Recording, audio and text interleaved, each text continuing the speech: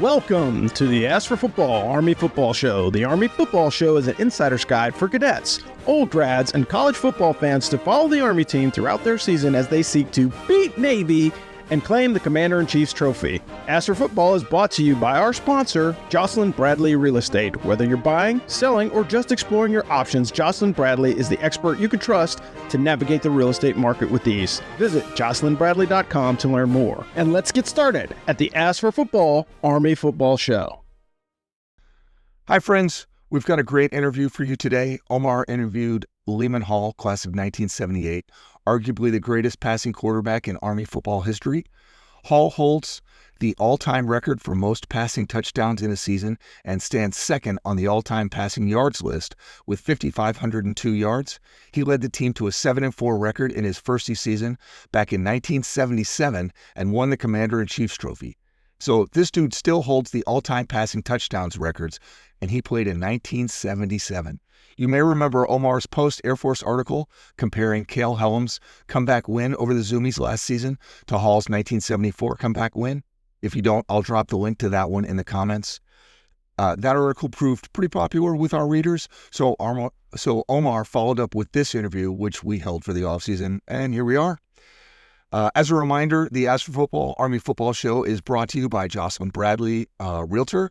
If you are about to PCS to the Fort Bragg area, have we got a realtor for you? Jocelyn is a veteran who spent her Army career in logistics.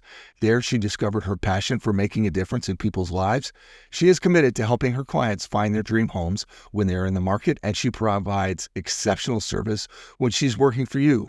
Jocelyn has decided to support Ask for Football this season. She is the right person to get you into the home of your dreams. And friends, even if you're not moving to the Fort Bragg area, Jocelyn can still set you up with a realtor that you can trust.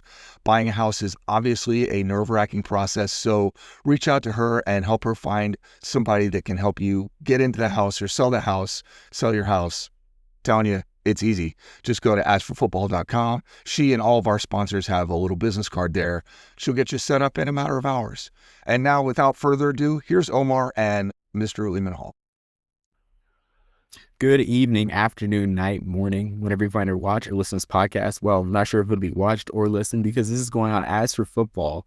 I was able to connect with an Army football legend, by the grace of God and just by the opportunity just to do great things like this, like write for Ask for Football, write historical pieces. And joining me today for just a great interview is an Army football legend. I mean, the first thing I said to him when we hopped on in this conversation was, man, this is surreal.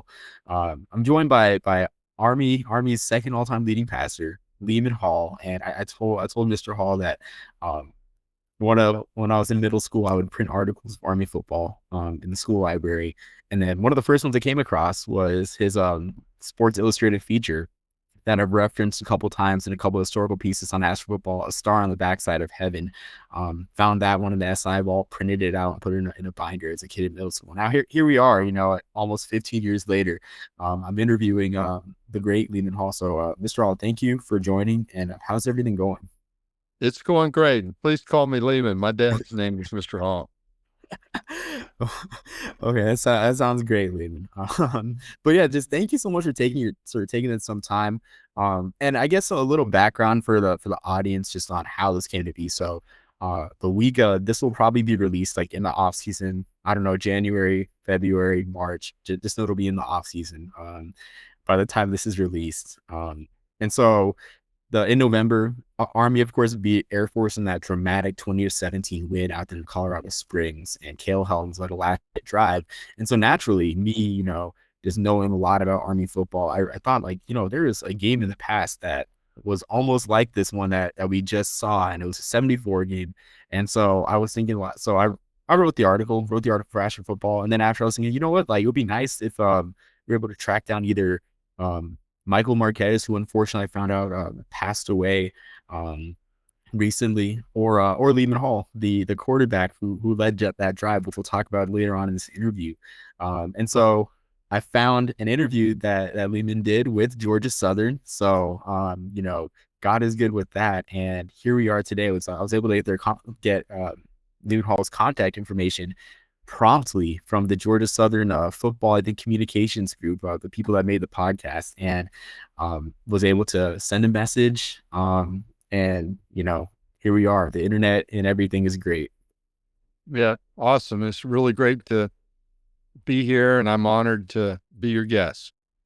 Well, I mean, the honor is mine, obviously, as I've said, during this interview, and I guess you can see it on my face. But yeah. So I guess the first question I had for you, Leamon, is, I mean, that's a question that everyone asks you, whether you played football at the academy or not. Is like, what brought you to West Point? Well, like we were talking earlier, when I watched the Army Navy games growing up and in high school, I actually rooted for Navy because my dad was in the Navy during the Korean War. So I think that sheds light on how everybody in the country identifies with one of the teams for one reason or another. Their uncle was in the Army, or brother-in-law, or whatever. So everybody picks a side for some reason, which makes the whole Army Navy Air Force rivalry such a big thing. But when I was in high school, I also thought it was just a bunch of Army guys who played a bunch of Navy guys once a year. I didn't really understand the full impact and the importance of everything behind Army football, i.e. the academy. So, I had a colonel visit my school and asked me if I was interested in playing for Army. And I said, yeah, I'm interested in playing, for anybody where I can, have an opportunity to continue my desire to play football. And, and at the time I was having a kind of a tough time in the recruiting cycle because I had gotten injured my senior year. So a lot of the teams that were, talking with me were not talking as much anymore. So I just kind of kept those fires burning. Went up to West Point for a recruiting visit. And that's when, the whole impact of West Point hit me. I found out it was a whole lot more than just a bunch of Army guys playing a bunch of Navy guys. And I was just totally awestruck by the history, not only of football, but, all of West Point. And I was indoctrinated, that entire weekend. And I came back, with a whole new outlook on playing football and having the opportunity of playing. At the time, it was just, there wasn't a Division I, but playing at that level, potentially playing on TV, and being part of the Long Gray Line. That was just awesome experience. Yeah, absolutely. I mean, it's something that it's great that you mentioned the history of the academy itself, because I remember just on a lot of, just long nights, towards graduation, just coming back from the library, just coming back from wherever, whether it be club night on Tuesday, and just thinking about the next day, just thinking, man, like in the moment this stinks, but it's just cool to be a part of the Long Gray Line in the midst of all these historic buildings. I mean, it seems weird and simple, but I mean, the history of the academy itself is just something that's just like, it's really hard to, I guess, put into words, honestly, especially like being part of the history department, as I was, for my degree. Yeah, for sure.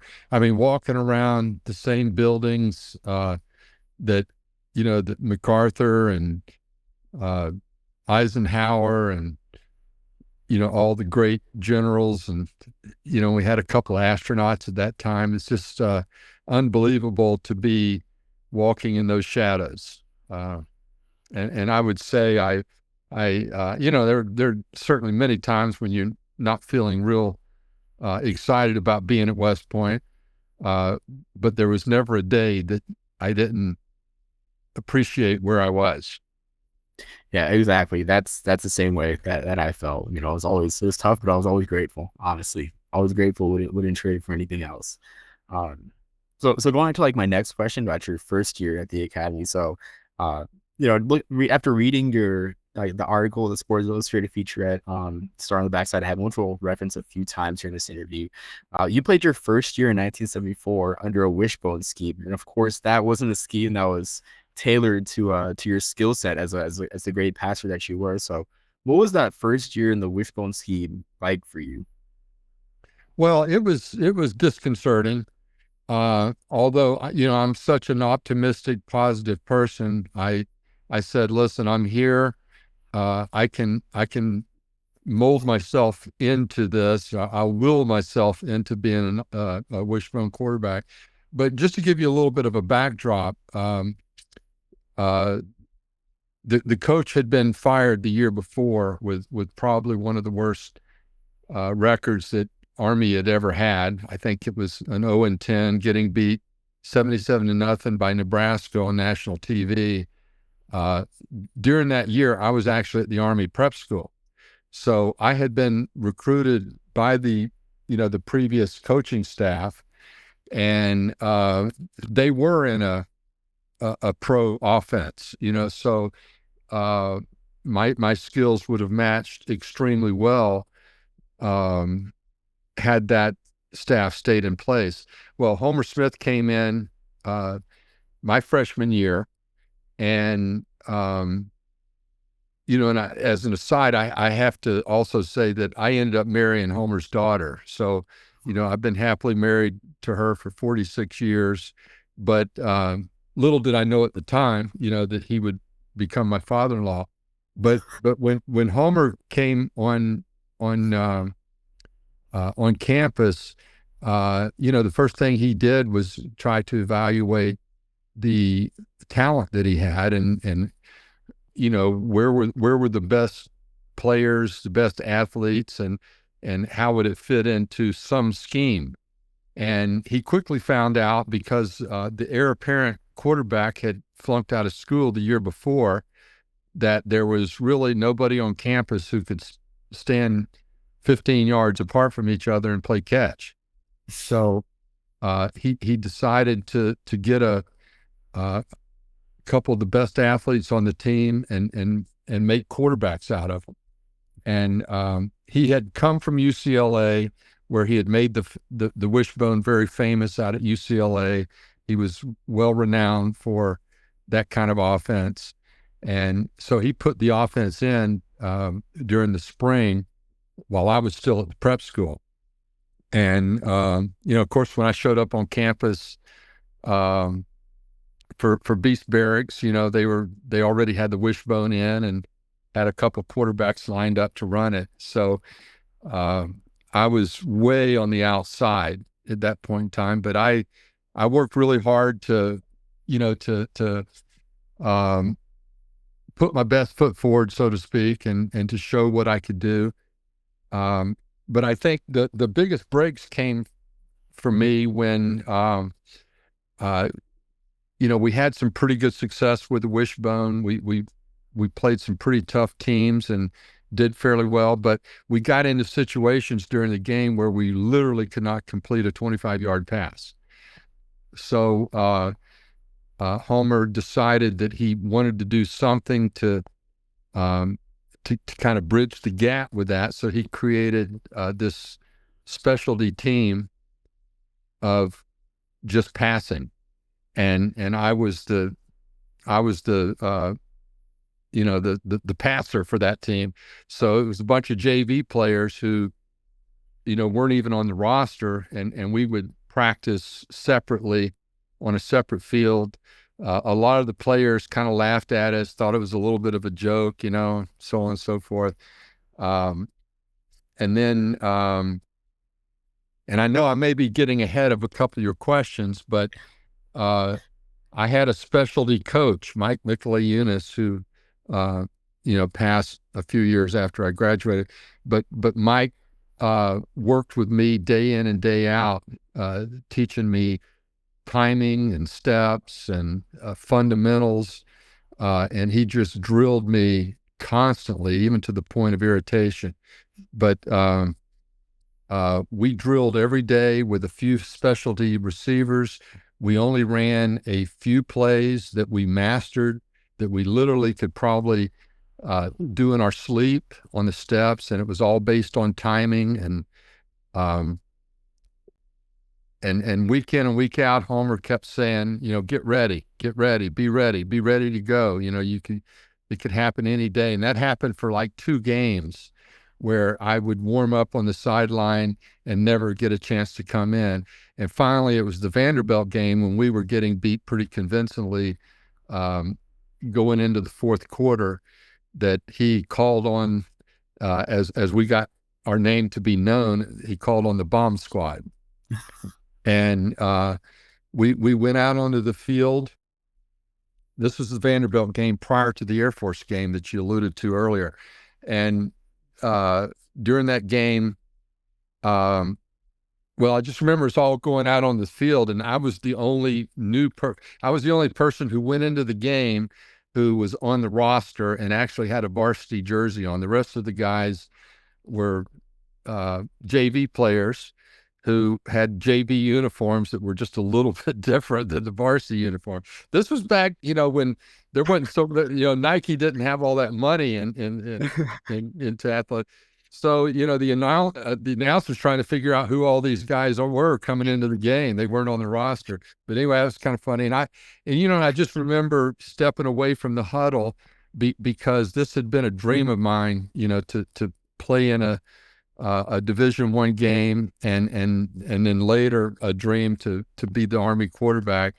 And I just soaked it all in. Almost got a delayed game penalty because I was just really looking around. I was checking out the stands. I just really wanted to feel that moment. And I knew how important that moment was for me.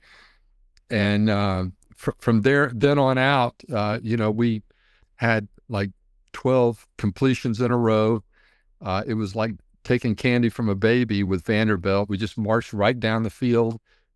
We didn't have any running plays, however. So if we got down to the 10-yard line, they would bring the wishbone team back in to punch the ball in the end zone. But we ended up scoring 2 touchdowns in the fourth quarter to kind of make the game respectable. And I threw for a whole bunch of yards during that game. So that was kind of my my introduction. And then the Air Force game was going to be the following week. Yeah, I think that's definitely a perfect segue to my next question, which I had, which can you take me through that final Air Force drive, that comeback victory, that last drive? What was it like? Like, were you nervous, or were you guys like really prepared for the moment? It sounds like you guys were really prepared for the moment. I was, that, and I haven't really thought about that question in the past, but no, I wasn't nervous. But I will tell you this, that I was probably not very tuned in to how important the Air Force Army game was. I mean, to me at that point in time in my career, it was just another game, and we've been saying beat Navy all year, not beat Air Force. So Air Force was just really another game. And I knew I was going to have possibly have a chance to play, because the following week, we just lit up the stadium, and the cadets just went wild seeing, the ball being thrown around like we threw it around that day. But, the Air Force game was a really tough game. And, you mentioned Mike Marquez, and, I knew he had passed away, and it's just really sad. But Mike was the JV kicker. And I also played on the JV team on Friday nights or Thursday nights whenever we would play. And then I would dress out on Saturday, and I would be, somewhat beat up because I would play most of the JV game. Mike was on the JV team. He had done really well the week before the Air Force game in the JV game. And Homer made it a practice to dress out 2 players from the JV team, not including myself, because I was already on the varsity, but I'm talking about people who weren't on the varsity squad. And he was one of those 2 that got selected to dress out for the Army Air Force game. Well, our starting kicker, who was a classmate of mine, Mike Costelli, got injured right before halftime. He kicked an extra point or something, and somebody fell onto his leg and hurt his leg real bad. He was in the hospital. So that kind of set up this whole thing with Mike and myself. But the whole game, Mike Micheliunas, who was kind of like my personal coach, kept telling me, stay ready, stay ready, stay ready. You know, and I warmed up so much my arm was sore. And I just stayed warm the whole game.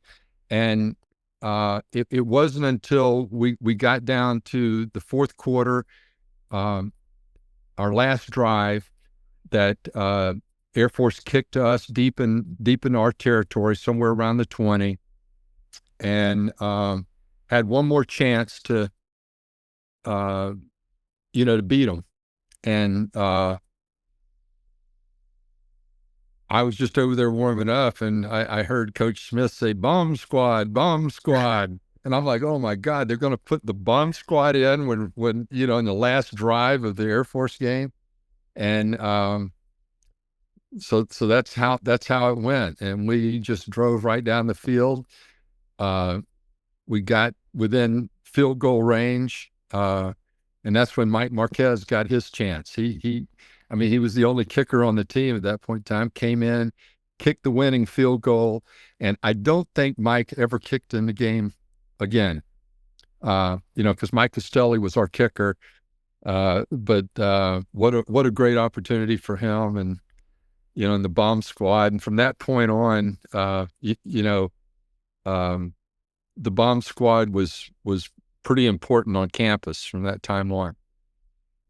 Wow, that seems like the stuff of movies, honestly. I mean, especially with Mike Marquez, which after we released the article, someone had mentioned on Twitter/X now that was the only field goal that he had kicked, and he had passed away a few years back. So it's just great, honestly, like seeing those stories, come to life, and like seeing people connect with the stories like that, and just like that's a friend that kicked that field goal. That's a friend that had that moment in the sun. Really makes what we do at Ask Your Football, or just in general, just writing and telling stories special, which, I mean, it's just great because I guess we didn't have a bomb squad in 2024 with this 2025 with this Air Force game. I mean, forgot what year it was, but 2025 with this Air Force game. But I mean, sure enough, we went down the field, and kicked the field goal without having a whole second team. But the whole bomb squad thing is just really cool. I'm really intrigued by it. And of course I'm biased, but it would make for good screenplay. Maybe one day it'll make a screenplay. So going on to my next question, this is just like a generalized question. I'm sure you covered a lot of it so far, but I mean, what was it like playing for Homer Smith, just in general? Well, Homer, as I mentioned, he was turned out to be my father-in-law, but he was one of the greatest men that I've ever come in contact with. He was extremely brilliant, being a Princeton magna cum laude, and getting a Harvard degree, and he was a graduate assistant at Stanford, and got his MBA coaching football, being a graduate assistant. But he just had a real knack for innovating. And even after he left Army, he had some of his greatest years after that with Alabama and with UCLA. So it was just great that I was able to be in his path and learn from him, learn life lessons from him, as well as football. And having the opportunity of playing for him was just an awesome experience. And I think anybody you go talk to who's played for him, from Rick Neuheisel to, I could come off and name a few, but they all tell the same stories about his brilliance and his character, and he was just fun to be around. Yeah, that's amazing to hear, honestly. I mean, and everything I've read, just corroborates, it's really an all-time great, underrated too. I don't think many college football fans, really give him the credit that he's due for his contributions to the game. But it's just great to hear, just such a glowing review of him as a person, not just as a football coach. Yeah, absolutely. So going on to my next question. So looking at the schedule the Army played in those years, very, very star-studded schedule, like a lot of great programs that you guys played in the years that you were there. This is a fun question for me, as my dad is from the Bay Area, and I'm a big Niner. Well, I'm a Niners fan. I'm not a big NFL fan, but when I do watch NFL, I root for the Niners. So what was it like, sharing the field with Joe Montana as other quarterback and Steve Bartkowski of Cal? Like, was that something that you even thought of when you took the field against those guys, or looking back, was that something that was just like cool just to reflect on? It's cool to reflect on, but you got to understand that when you're in the moment, they're just another guy who puts their pants on like you do, and your main goal is to go out and prove yourself and your team as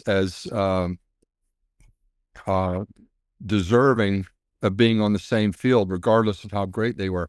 Now, I will say this: when we played Joe Montana from Notre Dame, he was not the marquee player.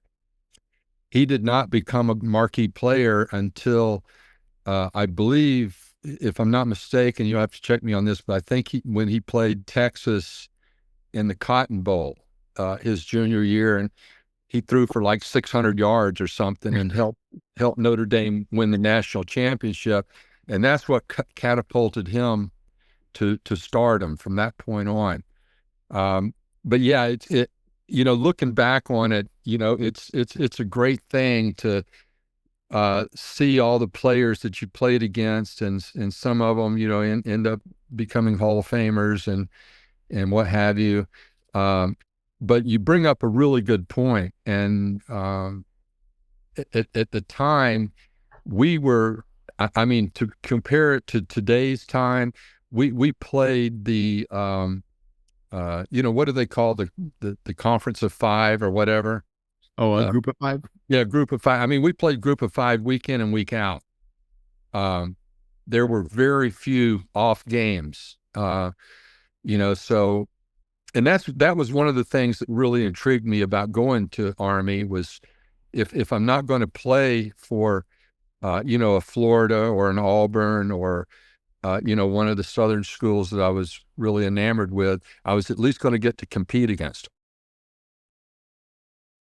Yeah, looking at the schedule, it was like truly a gauntlet that you guys played back in the day.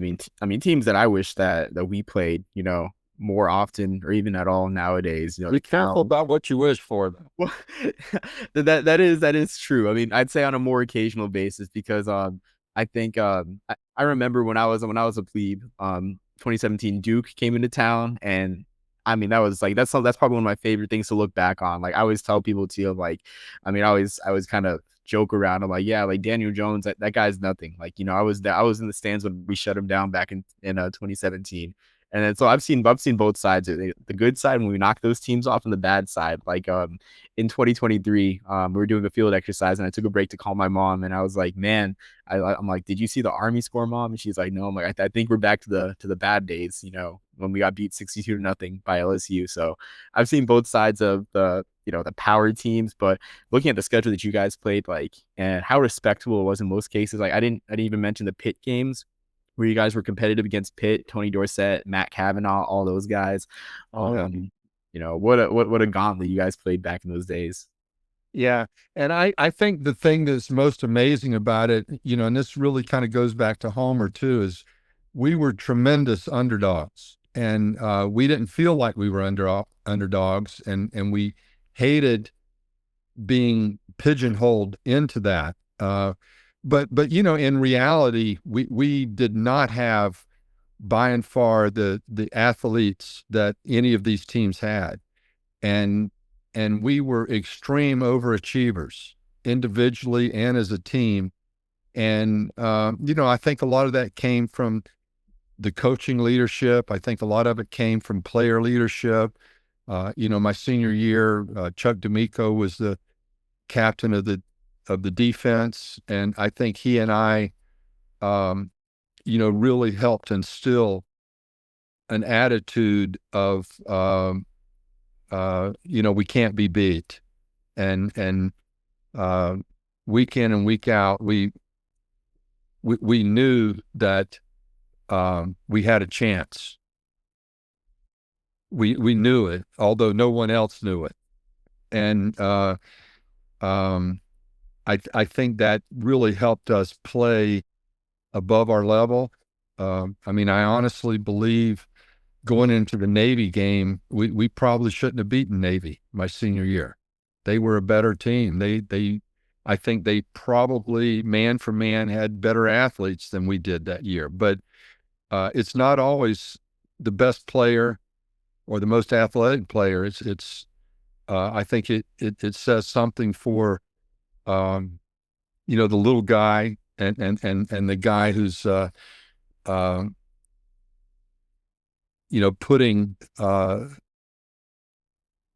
putting other things ahead of just what kind of talent did they have. It's like, what kind of heart did they have?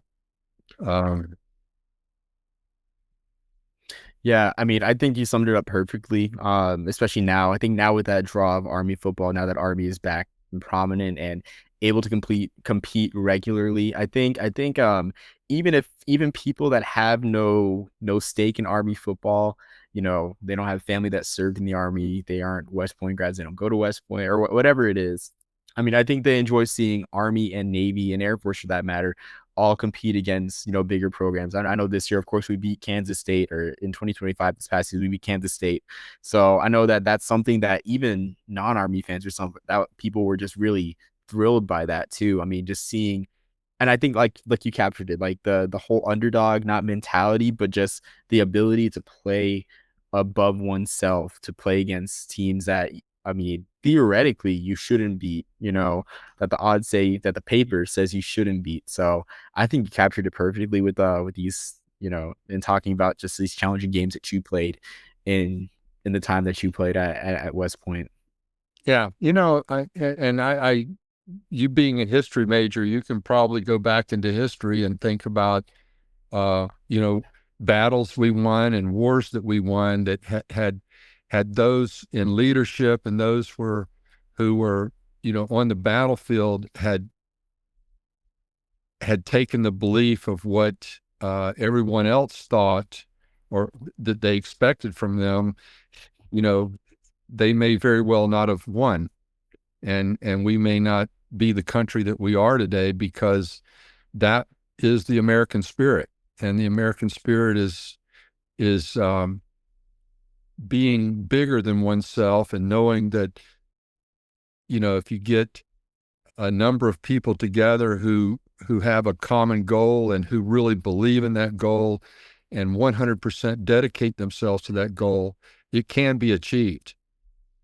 And one thing, when I played in some of the postseason games and the little time that I spent with the Cowboys, constantly I would have those players come to me and say, "You guys just never knew when to quit," and it used to really piss us off, because we'd be beating the heck out of you and you'd still be coming at us, and that's just the way we were, like a bulldog on a bone. And I think that's like what draws people to Army football, like people that have just no connection, like Army, Navy and Air Force, like they just have no connection, but they see that spirit, the competitive spirit, and you just can't help but love it. But that's hilarious that they actually told you that at the many times in many different circumstances. And and I think the country, when like you say, people who aren't necessarily associated with the academies see Army just going after it, against a Goliath opponent and maybe getting beaten, but to see them just keep going after it, right to the final play, I think, really encourages folks out there that, hey, it's just great that there are men like that And I want to be like that myself, and I think it's very encouraging to see that kind of spirit. Friends, if you've listened to the As for Football, Army Football Show before, you already know that we are sponsored by Craig Oxane, area sales manager and mortgage broker at The Money Store. Craig is a member of the West Point class of 1994, licensed to lend in all 50 states, based out of Chicago. He is one of the most successful VA lenders in the country. Friends, Craig is going to offer you super competitive rates, give you the best deal he possibly can. Why does this matter? Because the mortgage process is super confusing. You've got interest rates moving all over the place. It's just not the time to try to deal with some clown who just wants to make a buck off you. Deal with someone who actually cares, who's a real person, who will answer the phone and answer your questions when you give them a call.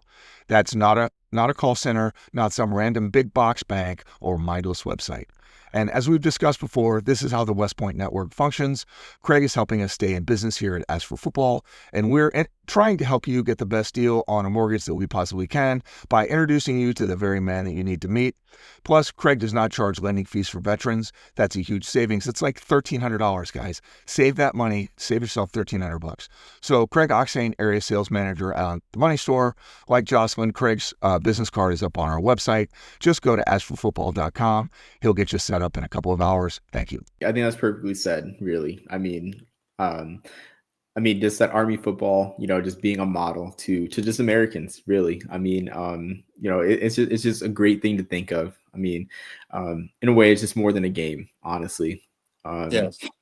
So going on to my next question, I guess it's kind of built on the last question about, just playing against like Joe Montana and Steve Bartkowski. But like, aside from the 1977 Navy game in your senior / first year, do you have any favorite games, in your time at the academy, your favorite games just to like look back upon, or just Stanford. Stanford. Yeah. It's an easy one. Stanford, my junior year. I didn't personally have a great game. First half was just absolutely terrible for all of us. Statistics weren't very good, but I think this kind of accentuates the point that I brought out just earlier is if you look at the first half statistics and say, okay, let's just stop right there.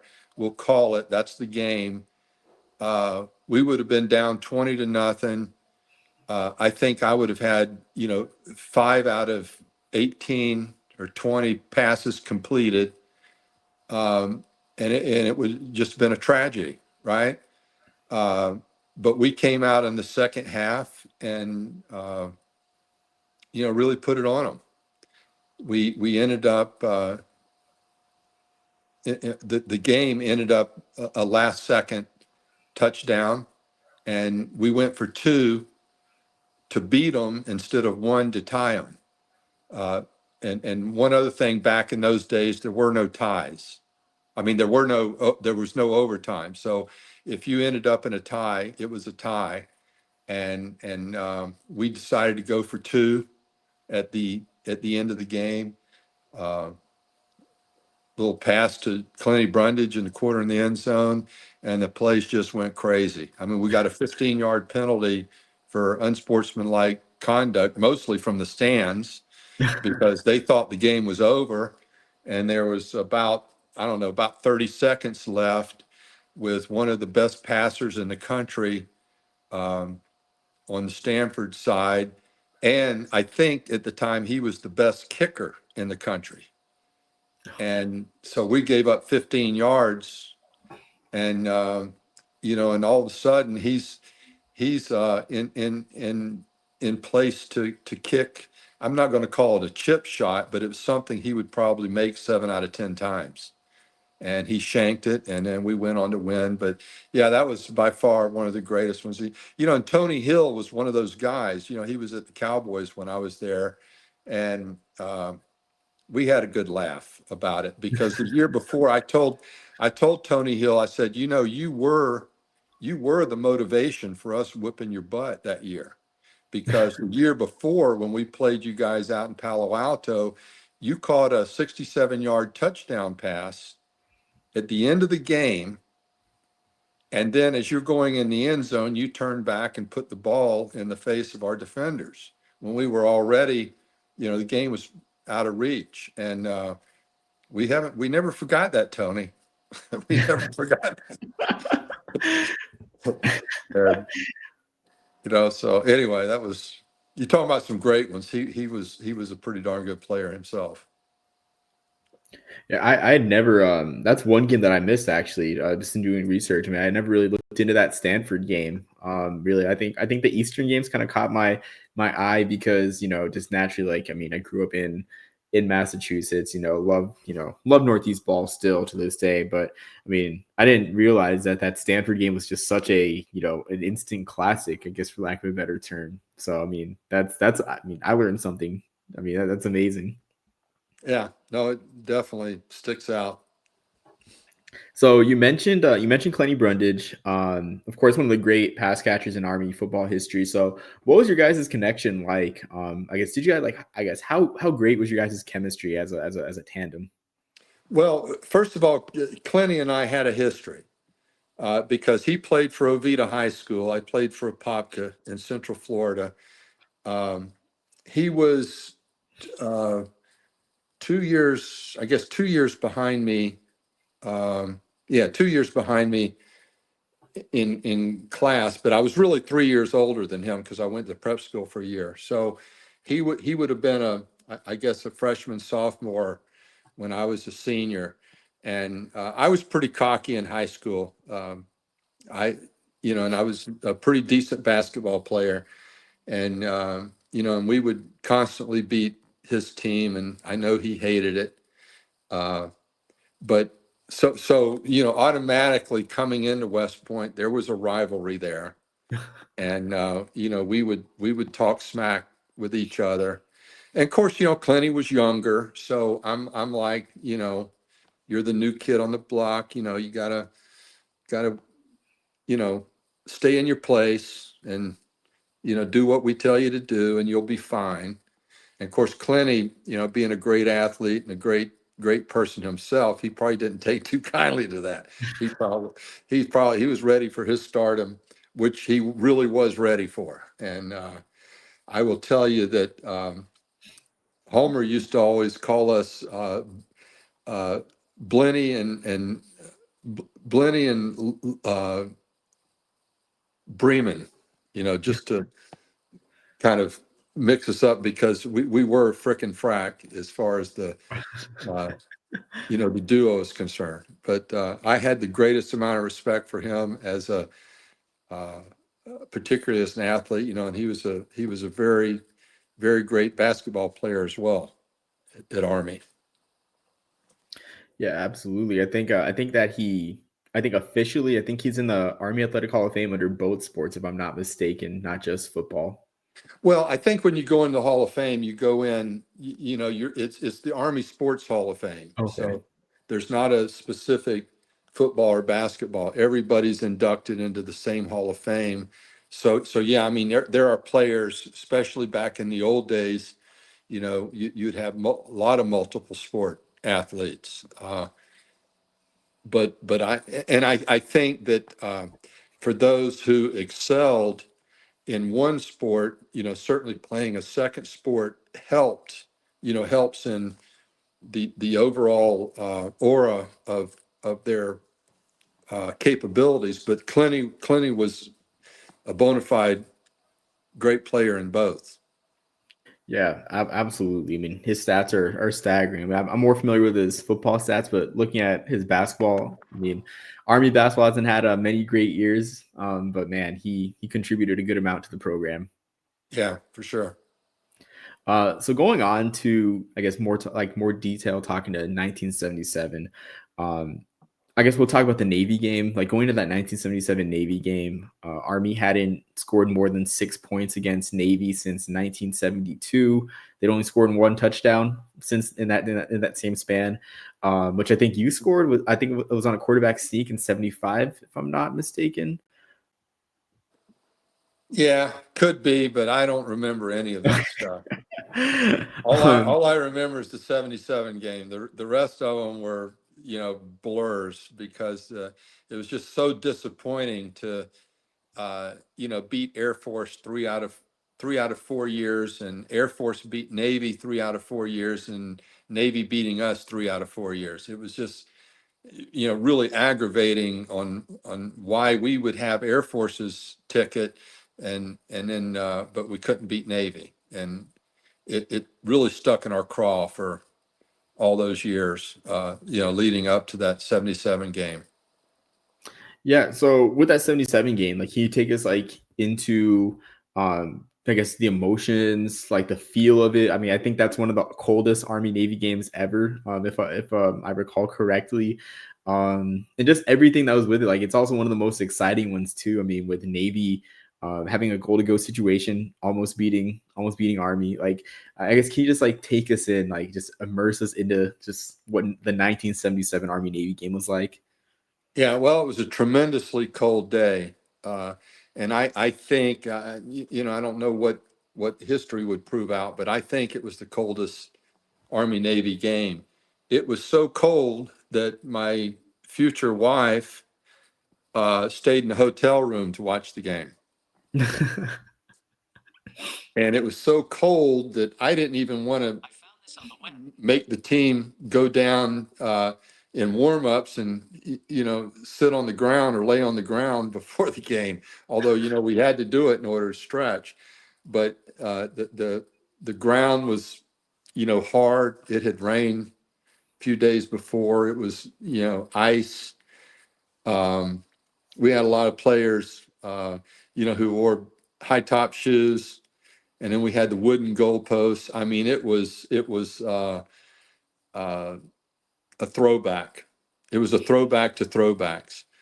Um, and these were the days where, the wooden goalposts were put up for purposes of tearing down, whoever won the game. And then, of course, when we were able to tear down our goalposts, or, the cadets were, everybody got a piece of it. I mean, it was ripped to shreds, and everybody got a little piece of it. So it was tremendously exhilarating, is all I can say. It was like you know kind of out of your skin, exhilarating. But I will tell you that one important thing in that game, just to kind of give you an idea of that it's so much more than just a game, is Joe Gattuso, who was a star running back for Navy, who I played with in the East-West Shrine game, and he was a real fine player.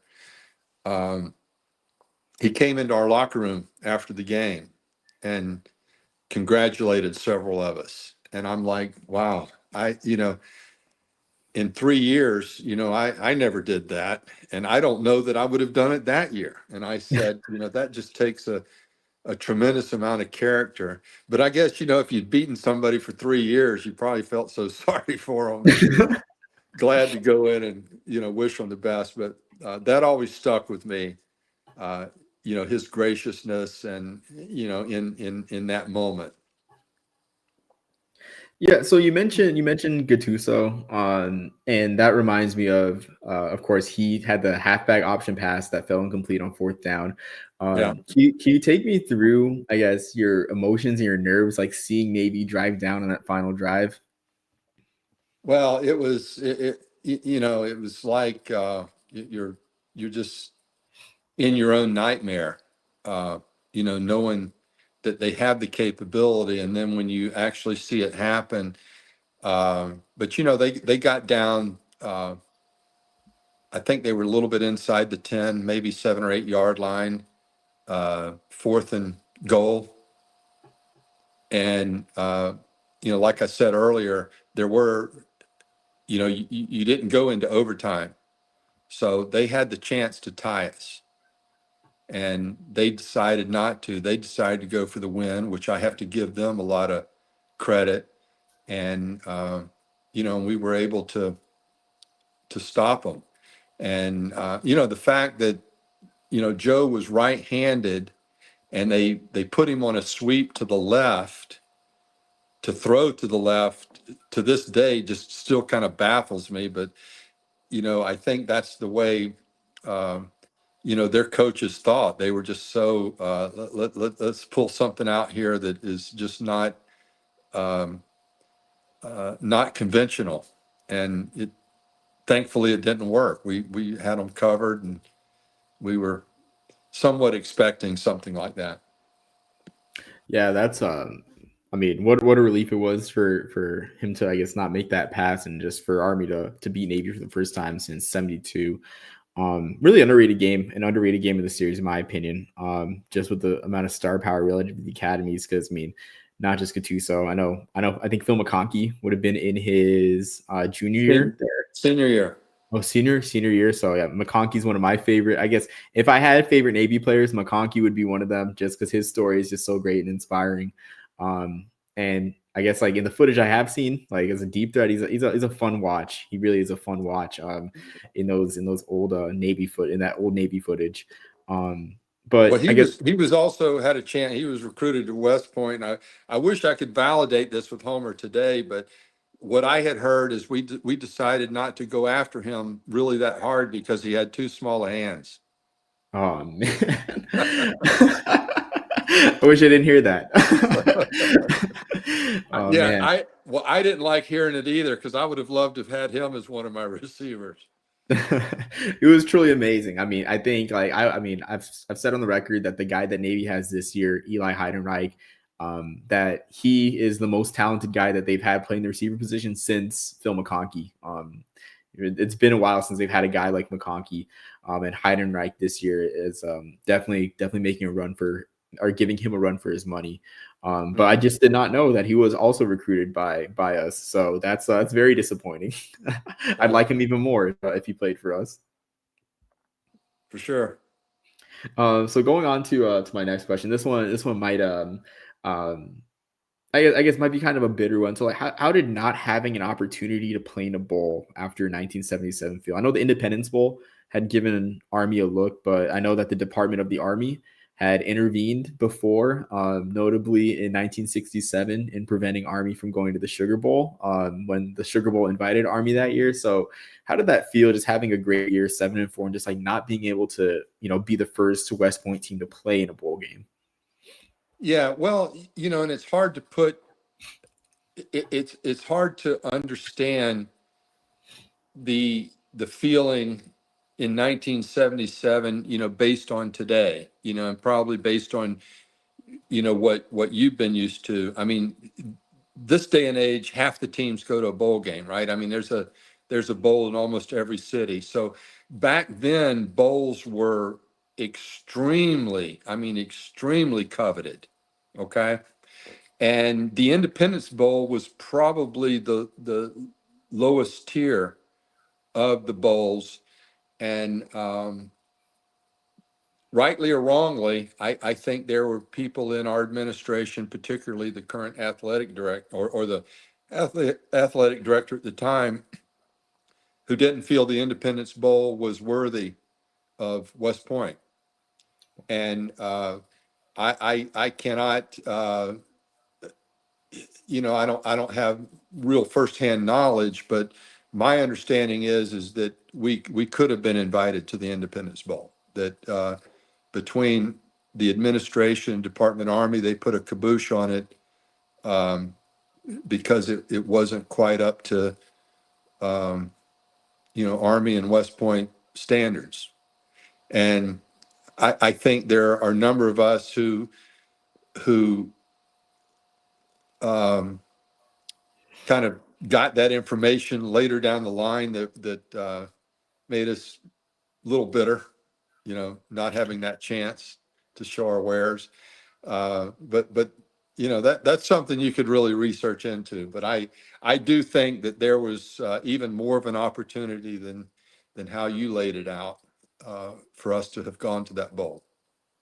Yeah, I've only seen a newspaper clipping, and of course, I mean, I can dive in more. I've only seen the clipping where it says that the Independence Bowl was between Army and Colgate, where Colgate had a really nice year that year. I want to say that they were either 10-1 or even 11-0. Yeah, well, guess who beat them?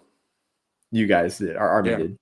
So I know it was between you guys, and Colgate didn't even get the invitation. I don't even know who played in the 77 game, but it wasn't even Colgate. So I didn't know that the administration felt it was beneath them.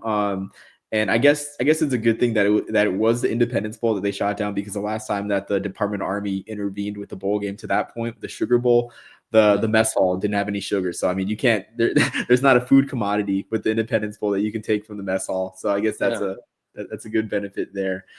Um, so I guess going on further into your 1977 slash I guess early 1978. So you mentioned the All-Star games beforehand with the East-West Shrine game, the Hula Bowl. What were those experiences like? Because I think a lot of people watching this, probably like I guess younger fans of Army football and college football in general, when they see the All-Star games, like in this day and age, like it's kind of like a formality, because you can watch any game at any level, any division on TV. Like any player in the country you want to see, like there's means and access to it. But for me, like as a huge fan of history, like I love All-Star games. I just love the opportunity for the best players in college football to be in one place, like at one time, and just putting on a show, I guess, for lack of a better term, for college football fans. So like what were your experiences at those All-Star games like? Well, once again, it's hard to compare today to back then, but like you said, if you were a star player, or if you are a star player today, you're overexposed. There's the internet and Twitter and Instagram and you name it, NIL, blah blah blah blah blah.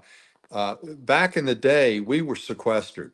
The only time I ever got to see or talk to a fan was right after the game, in signing a few autographs. It, and you think about the real old days, like in the 40s when people used to get around and just listen on the radio, you know, and I mean, to me, that was hard to understand in the day and age that I played in, where you actually had TV that people could get around.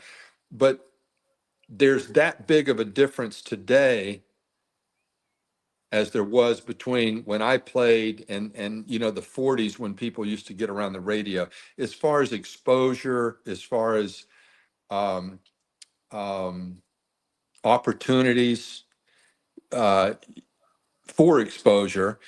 And in some ways, that I mean, it was like the old radio days that made really great athletes even greater, right? There was a mystique about it. There is no mystique today, at least in my view, because like you say, it's all out there, and everybody gets to go to a bowl game practically.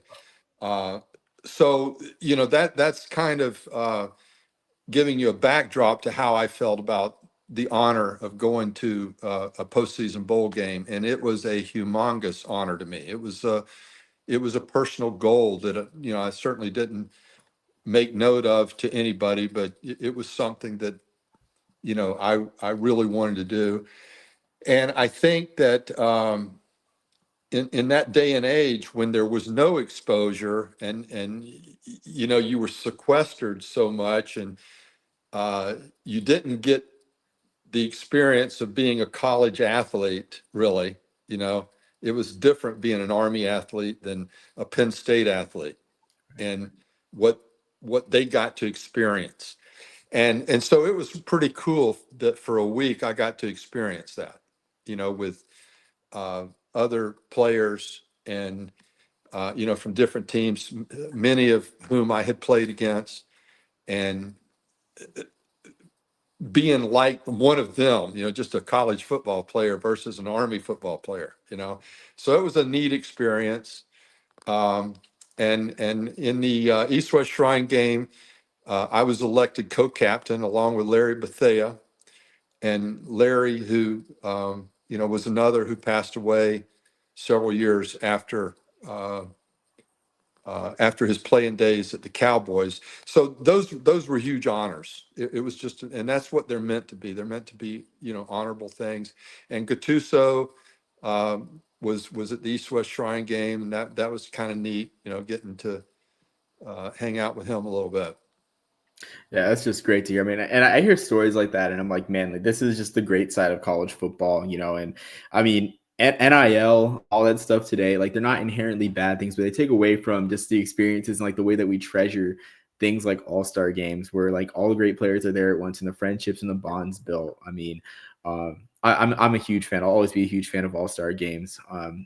Friends, there's a reason you don't need another workout. You need a coach who's an expert in fitness and proven protocols, but more importantly, someone who has survived total physical and mental collapse himself, and then pulled himself out of the fire and rebuilt himself even stronger and better. Greg Iannicelli is a West Point graduate from the class of 1997, U.S. Army veteran, successful enterprise software sales executive, IFBB pro bodybuilder, NCI certified fitness coach, and now the founders of Warriors Physique Fitness. After losing everything, his marriage, his identity, his confidence, and his physical and mental health, Greg completely rebuilt himself from rock bottom through faith, discipline, and elite level training. At age 50, he recently became the overall classic physique bodybuilding champion at the NPC Masters US Nationals in Las Vegas, earning his pro card, proving it's never too late to become the warrior you were meant to be. Yes, that's right, friends. This man is the national champion. Today, Greg's mission is to coach men and women who are struggling to stop drifting in decline and resurrect themselves mentally, physically, and spiritually with his online coaching program. If you are ready to reclaim your strength, your confidence, and your warrior ethos identity, apply now at warriorsphysiquefitness.com and start writing your own comeback story. As a special note, Greg is offering all military veterans and first responders a 15% discount off his 16-week transformation program. AFF First Club members and or West Point grads get a massive 30% discount on that same initial 16-week fee. Like all of our sponsors, Greg has a business card up on our website. Click it and you'll be talking to him in a day or two to get yourself back into your prime. It's too easy, guys. Just too easy. I was going to add one other thing, and the big differences between today and back then is, I also went to the Hula Bowl, which was a whole lot of fun. And everybody who was on the Hula Bowl roster was also invited to the Japan Bowl over in Tokyo. I was the only player on both teams who didn't get to go to the Japan Bowl because the academy said, no, you got to come back and take finals. Oh, man. So I missed out on that opportunity. So that was a tough one. And then the Senior Bowl, I wasn't allowed to go compete in the Senior Bowl because they paid the players. You got a stipend, and I wasn't allowed to accept that invitation. Okay, wow. So So that times are different. They're different. that explains a lot, because I did notice that there was like hardly, I think the first Army player that was invited to the Senior Bowl was in 2017. I always just chalked it up to it being the highest echelon of college all-star games, but I didn't think about the whole pay thing. I mean, I just never occurred to me they actually paid players, and that was actually an obstacle. So that's interesting. I was gonna ask about like just the experiences being like a cadet, just being away from the academy, participating in the practices, especially like with the Hula Bowl being in Hawaii. I guess how much of it was I guess play, and how much of it was trying to keep up with your studies so you wouldn't fall behind before graduation day. You mean while I was at the game? Yeah, while you're like practicing, like in the Yeah. like just in the destination. So like, did you get Oh, really far behind or?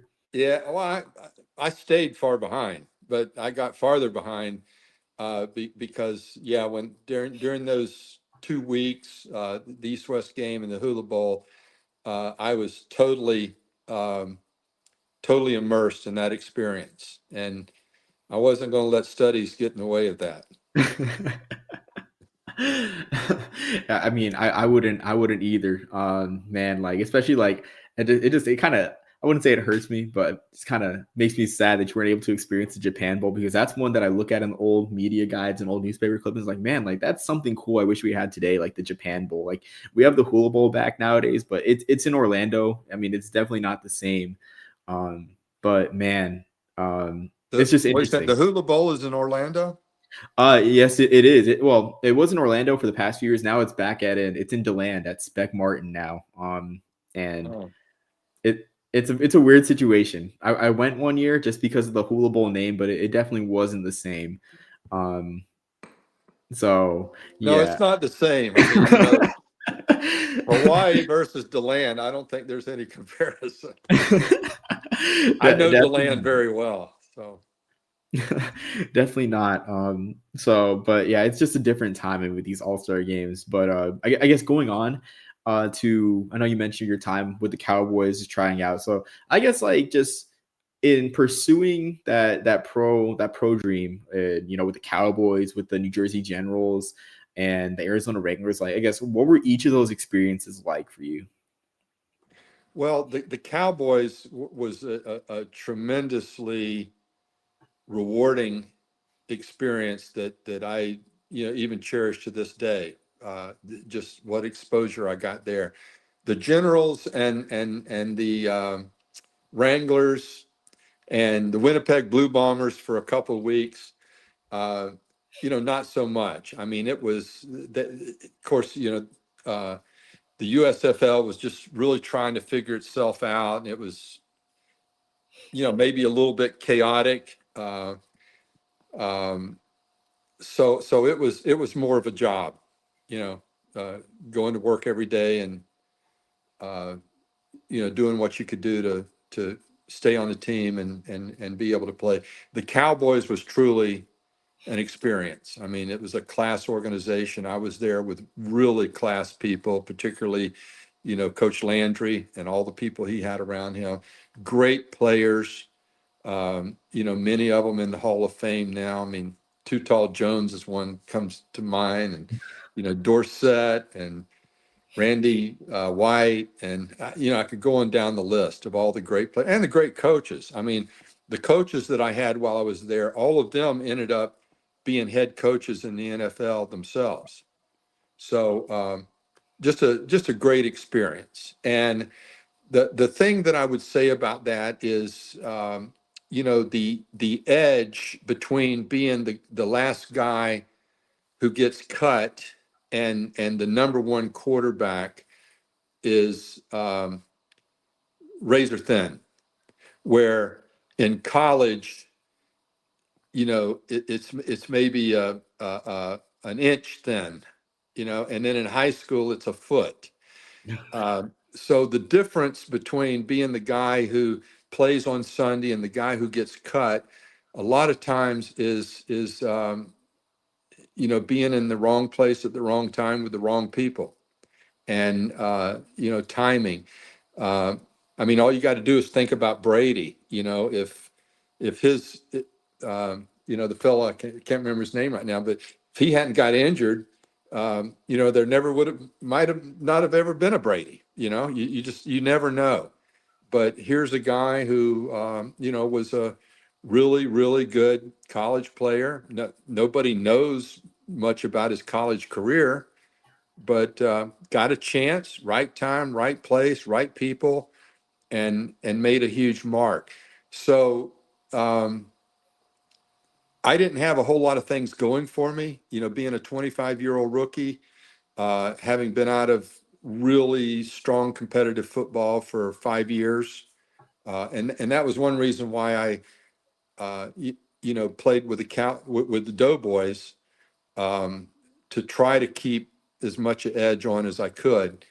But the experience, I wouldn't give it for anything. I spent my leave time doing 2-a-days and 3-a-days with the Cowboys. People thought I was crazy doing that, but like I say, it was a passion of mine at the time, and I had to follow that dream, wherever it would lead. And it didn't work out, and that's okay. I went on to bigger and better things.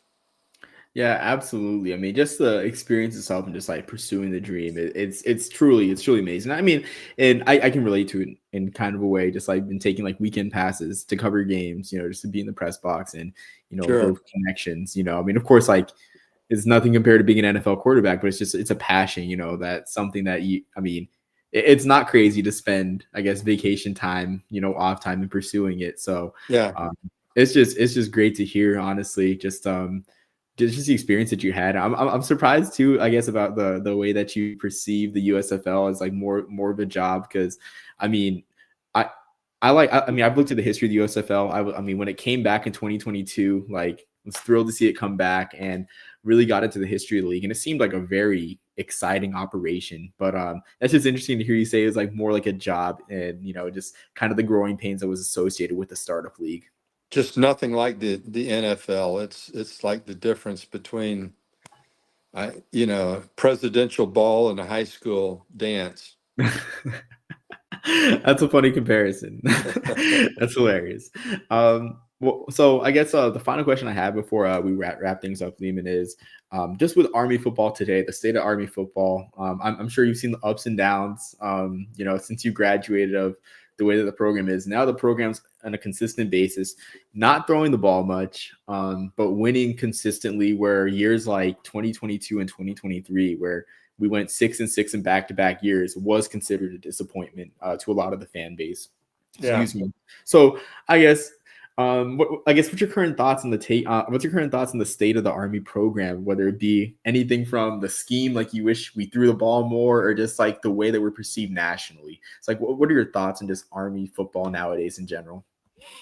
Well, I think, first of all, I just want to say that, Jeff Monken is the right guy for the job. I love his intensity. I love his never give up attitude, because like I said, with the Army football team in 77, all that stuff permeates down, and the team takes on a lot of the personality of the coach and the AD and the whole administration. And another thing that I would say about Army football is that there have been times when from the superintendent on down to the head football coach have not been in sync, and where goals were not aligned, and and people can make arguments about that, and I'd certainly discuss any of those arguments, but Army needs to have a winning football team. It needs to, because West Point and the U.S. Army, we're winners, and we need to have that. So if there's ever an administration that's not aligned to those goals, then we either need to do away with it and not put a team out there, period, or we need to go after it and be as good as we can be. And I think we have been. I think last year proves it. And seeing the thing with Army football, I find it almost impossible to have year in and year out seasons like we had last year. I mean, those are the kind of seasons that we cherish, but I think the expectations are that, well, we don't want to go from I forget what was our record last year, 10-1 or 12-1, 12-2. We don't want to go from 12-2 to 2-12.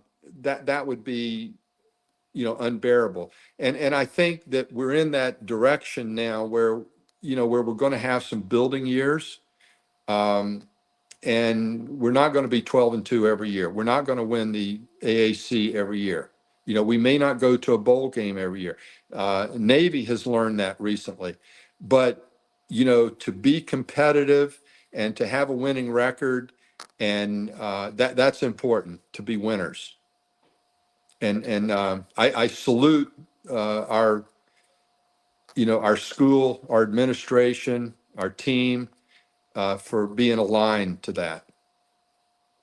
Yeah, I think that's very well said. Honestly, I know it feels like every single high ranking leader that I've heard speak, just whether it be at the academy during an engagement, or whether it be on YouTube or something, like the two words just reverberate: winning matters. And I think you just put it perfectly. How, I mean, a lot of people's first exposure to the U.S. Army, to West Point, I mean, I never really thought much of my parents' service as a 5-6-year-old kid until watching Army football. Like that's really the first thing that a lot of people see when they see the Army, is the Army football team, ironically. So, I mean, winning matters in that case too. Like, I guess, not to exaggerate, but like you said, like just for the security of the American people, right? That we have this winning spirit, this winning attitude. So, yeah, I think that's very well put. And I mean, I just love the place that Army football has been in compared to when I was a kid. If you would have told me that that we'd be doing this as a kid, just winning a conference, winning 12 games, going to bowls consistently, I would have said, man, sign me up, because this sucks right now. Yeah. As when I was growing up. So I really agree with what you say there. But that concludes all the questions I have, Leamon. Thank you so much for taking the time. Do you have anything final to add before we sign off in this interview and wrap a bow on it? Yeah, I do have one thing final. I'm almost embarrassed if this is going to be in video. I'm wearing my Marist football shirt today. So just to let everybody know, my son coaches at Marist High School, which is a perennial powerhouse here in Georgia.